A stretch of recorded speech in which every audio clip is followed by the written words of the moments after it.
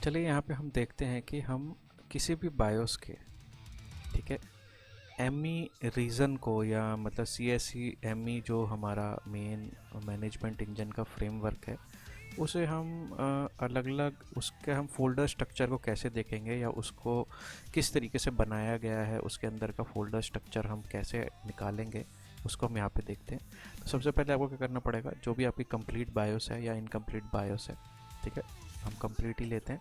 इसको मैं इसके ऊपर ड्रैग करूँगा और यहाँ पर लिख दूँगा -UNP यानी अनपैक 86, ठीक है, इंटेल प्रोसेसर 8086, यानी इसको अनपैक करना है आपको इंटेल आर्किटेक्चर को, और फिर मारेंगे एंटर, और ये बहुत सारे इस तरीके से ऑपरेशन चलाएगा आपके। तो इन ऑपरेशंस में ये आपका पूरा बन गया। आप अगर इसको यहाँ पे देखना चाहो, टेबल वगैरह और सब देख सकते हो बड़े आराम से, ठीक है।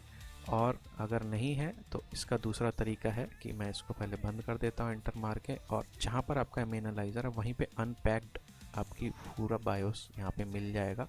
लेकिन ये बायोस कंप्लीट बायोस नहीं मिलेगा, इसमें आपका जो भी रहेगा वो एमई रीजन के अंदर के जितने भी आपके वो हैं। मैंने बताया था कि एक यूएफआई स्ट्रक्चर होता है, ये एक फोल्डर स्ट्रक्चर होता है, एक ऑर्गेनाइज तरीके से बनाया गया स्ट्रक्चर होता है। तो इन एड्रेस के हिसाब से जो इनके ब्रैकेट्स में लिखे हैं उसके हिसाब से इनके मॉड्यूल और ये तरीके सब अंदर ये निकल के आ गए हैं। ये इनकी फाइल्स हैं उसके अंदर की, ठीक है। टेक्स्ट फाइल आ गई, अगर हम इसको देखेंगे तो ये इसकी इंफॉर्मेशन है पूरी, ठीक है। ये आपका मैनिफेस्टो फाइल है, ठीक है। इस मैनिफेस्टो फाइल के अंदर जो भी डेटा रहेगा, ठीक है।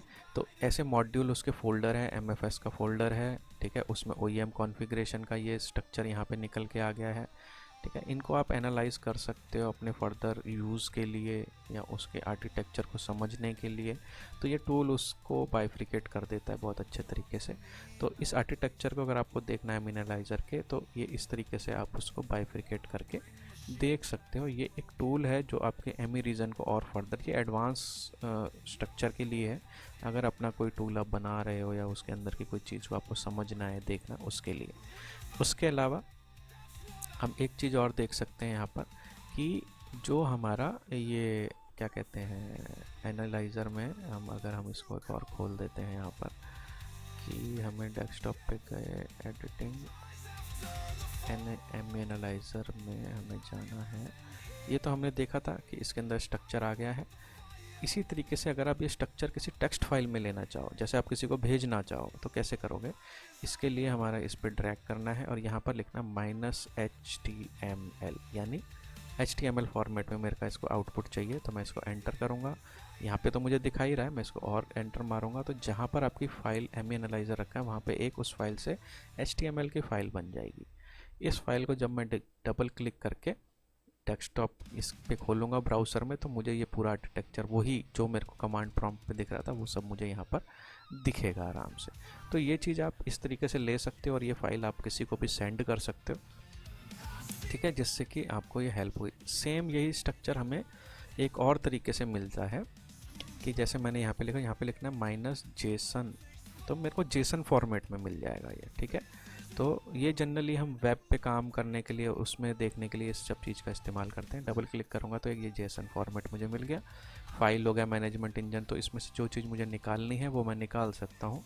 तो आप वेबसाइट पे अगर इस टूल को यूज़ कर रहे हैं, ठीक है ना, अगर आपकी वेबसाइट पाइथन को सपोर्ट करती है तो वहाँ पे आप जेसन फाइल जनरेट कर सकते हैं किसी भी उसकी फ़ाइल की, और उसको उसका ही आउटपुट वहाँ पर दिखा सकते हो आराम से, ठीक है। तो ये हमारा एक ये स्ट्रक्चर है, ये बेसिक 2-3 कमांडें थी जिनका पता होना ज़रूरी है, कई बार ये बहुत काम आ जाती हैं, ठीक है, एडवांस अगर ऑप्शन आपको चाहिए तो।